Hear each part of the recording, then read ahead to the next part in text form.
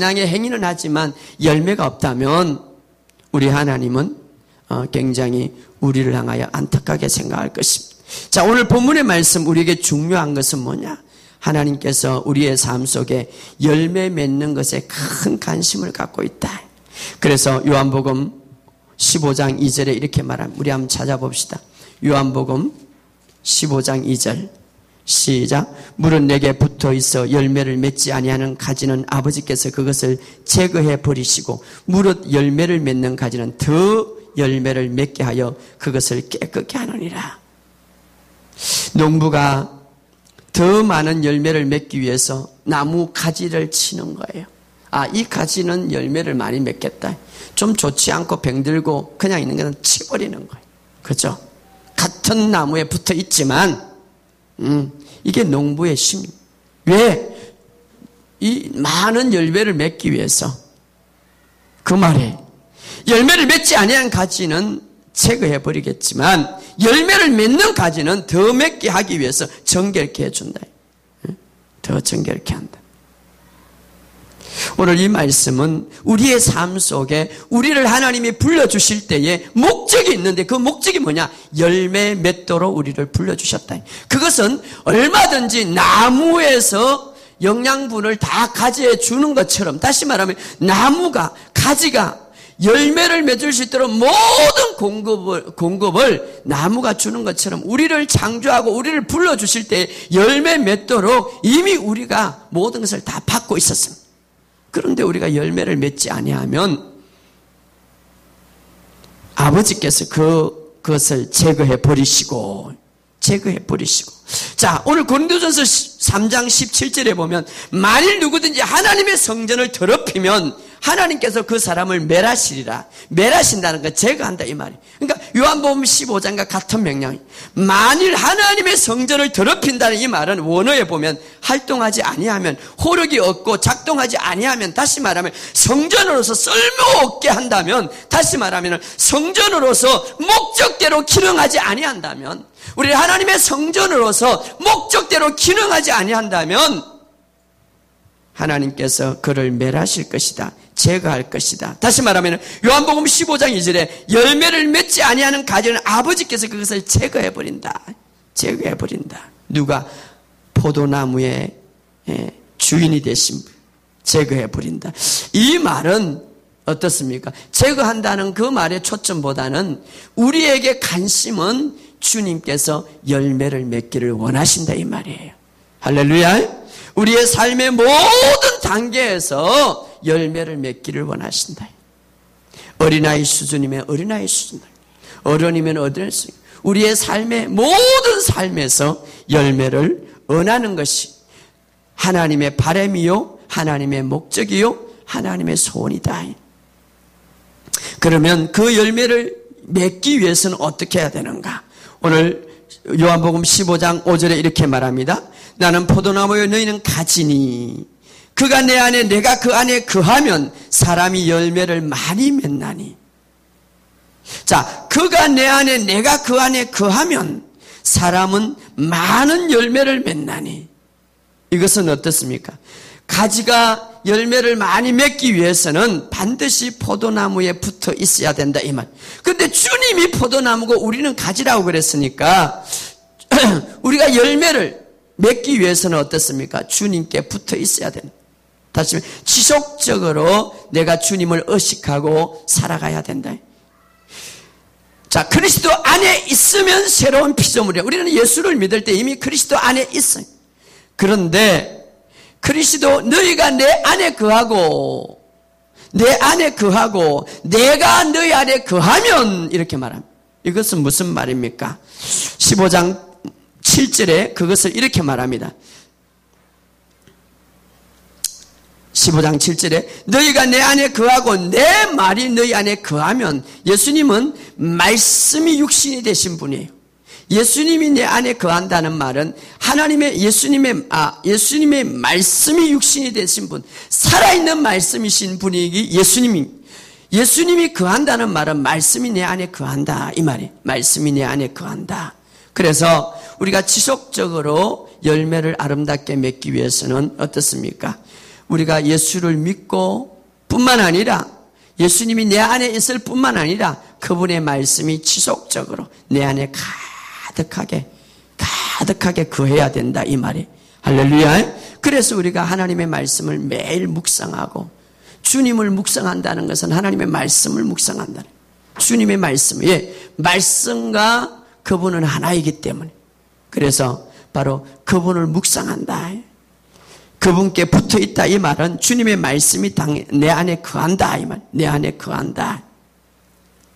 그럴 때에 사람은 많은 열매를 맺나니 그 열매를 맺으면 내 아버지께 영광이 된다. 할렐루야. 내 아버지께 영광이 된다. 그래서 우리가 우리의 삶 자체가 끊임없이 말씀이 나타날 수 있는 삶이 돼야 돼. 그러려면 우리 안에 말씀이 있어야 돼. 그 열매를 지속적으로 맺기 위해서는 주님께 붙어 있어야 된다. 할렐루야. 그러면 저는 오늘 제가 드리고 싶은 것은, 제가 말하고 싶은 것은 항상 열매를 있게 해야 한다. 다시 말하면 우리가 열매를 항상 있게 해야 되는데 어떤 열매가 있어야 되는가? 어떤 열매가 있어요? 여러분, 농부가 포도나무를 심는 이유는, 아버지는 농부라고 그랬는데, 하나님 아버지는 농부라고 했는데, 포도나무를 심는 이유는 포도 열매를 거두기 위해서 심는 거예요. 만약에 내가 사과나무를 농부가 거두기를 원하는데 포도나무는 심지 않지 않습니다. 자, 예수님이 우리에게 생명을 주시는 것은, 예수님은 포도나무라고 그랬어요. 포도나무는 포도나무는 가지를 통해서 포도를 반드시 여는 거죠. 그것이 목적이죠. 예수님은 나무에, 우리는 가지에. 자, 예수님은 나무로서 우리에게 생명을 줬어요. 예수님의 생명을 주셨어요. 예수님의 생명. 우리는 가지로서 예수님의 생명을 받은 사람이에요. 그래서 예수님이 이렇게 말합니다. 내가 온 것은 생명을 주려 함이니라. 더 풍성히 주려고. 이 더 풍성히 준다는 것은 어떤 면에서는 그 생명을 누리고 열매 맺도록 하기 위함이다 이 말이에요.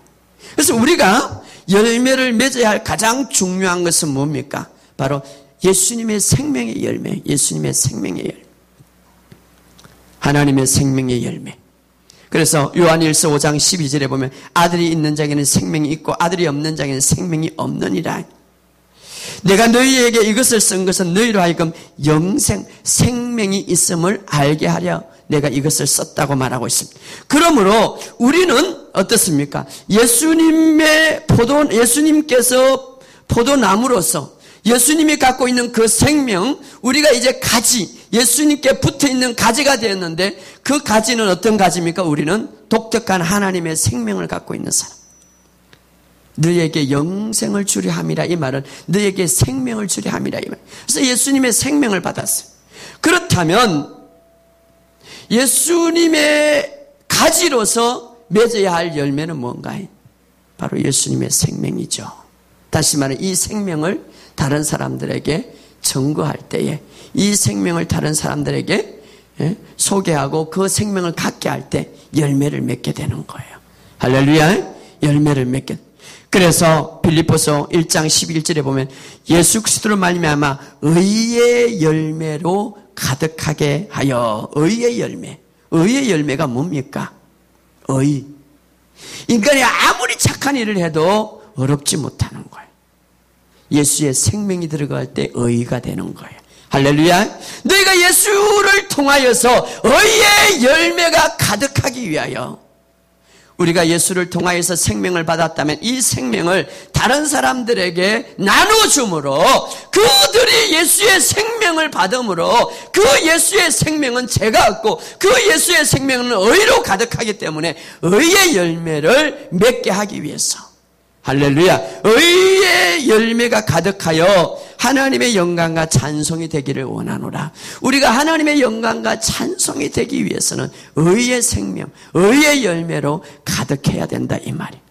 그런 의미에서 아까 제가 간증했던 우리 그 권사님은 2년 만에 2,000명을 전도했다는 거예요. 참 대단하죠. 2,000명을. 얼마나 하나님이 기뻐하겠습니까? 의의 열매로 가득 찼다. 오늘 우리의 삶 속에 언젠가 우리가 주님 앞에 설 때에 주님께서 이렇게 물어볼 거예요. 야, 너 얼마나 세상에 살면서 고생했니? 아이들 키우고 돈 벌고 공부하고 집 짓는다고 얼마나 고생했니? 이거 물어보겠어요? 의의 열매가 얼마나 맺었냐? 너는 포도나무로서 포도 열매를 얼마나 맺었느니까? 이거 물어보지. 예수님은 다른 거 안 물어보는 거예요. 포도나무는 포도 열매를 맺어야 되는, 농부는 그 열매를 기대하면서 포도나무를 심은 거예요. 예수님은 당신의 열매를 기대하면서 우리에게 가지로 붙여주신 거예요. 그분은 나무로서 생명을 갖고 있는, 하나님의 생명을 갖고 있는 그분으로서 우리 가지를 통하여 생명을 부어주었습니다. 이제 우리가 열매를 맺어야 돼. 어떻게? 예수님의 생명의 열매를 맺어야 돼. 그 열매를 맺게 하시려고 너희를 택하여 주었나니, 그 열매를 맺고 항상 그 열매가 있게 하기 위해서 너희를 불러주었다.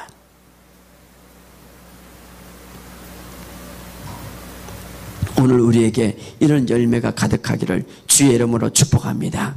그래서 예수님께서 믿는 자에게는 표적이 따르니니, 믿는 자에게는 열매가 열리리니, 이 말이에요. 믿는 자에게는 표적과 기적이 따르는데 어떤 열매가 맺습니까? 마귀를 쫓아내고 새 방언을 말하며 뱀을 집으며 안수하며 그런 것들을 통하여 생명의 열매를 맺는 거예요. 믿는 자에게는, 자, 믿음의 사람들은, 다시 말하면 예수님께 붙어있는, 포도나무에 붙어있는 사람들은 가지가 열매를 맺게 되는데, 어떤 열매?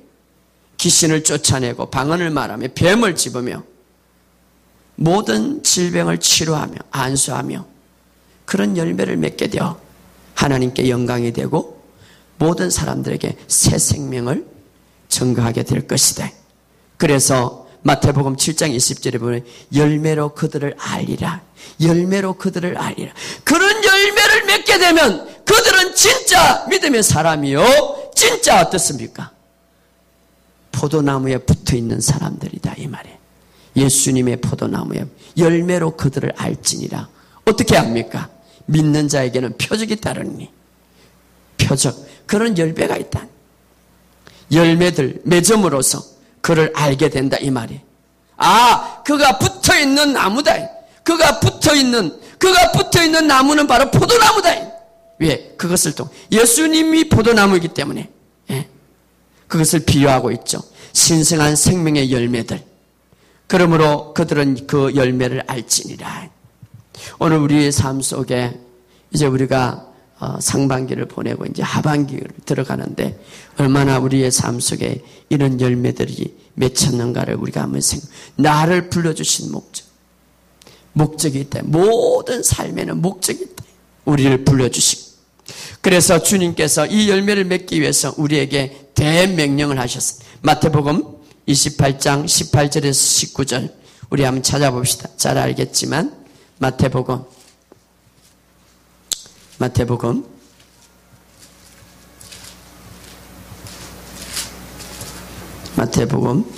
28장, 자, 우리 한번 읽어봅시다. 자, 18절 19절 시작. 예수께서 나와 말씀하여 이르시되 하늘과 땅의 모든 권세를 내게 주셨으니 그러므로 너희는 가서 모든 민족으로 제자를 삼아 아버지와 아들과 성령의 이름으로 세례를 베푸고 내게 분부한 모든 것을 가르쳐 지키게 하라. 볼지어다 내가 세상 끝날까지 너희와 함께 있으리라. 이것은 예수님이 우리에게 그냥 부탁이 아니라 명령이죠. 하늘과 땅의 모든 권세를 가진 자가 명령한다. 우리나라의 최고의 권력자 이명박 대통령이 명령하면 모든 백성들이 듣는 거예요. 하늘과 땅, 이 우주의 전체를 가졌어요. 그분이 명령하는 모든 민족을 가서 가르치라. 가르치라. 자, 오늘 우리가 열매를 맺기 위해서는 우리가 우리의 삶 속에 구체적으로 날마다 어떻게 해야 되는가 그것을 이야기해 주고 있는데 여기서 가장 중요한 것은 가르치라. 자, 마가복음의 16장에 보면 비슷한 말이 있는데 한번 찾아봅시다. 그러나 내용은 틀리죠. 자, 읽어봅시다. 15절, 16장 15절 시작. 또 이르시되 너희는 온 천하에 다니면서 만민의 복음을 전파하라. 자, 마태복음은 가르치라. 마가복음은 전파하라. 자, 우리가 주님의 열매를 이제 온전히 맺기 위해서 그 열매를 맺고 또 그 열매가 항상 있기 위해서 우리의 삶 속에 계속 행동해야 될 것은 뭐냐? 가르치고 전파하라.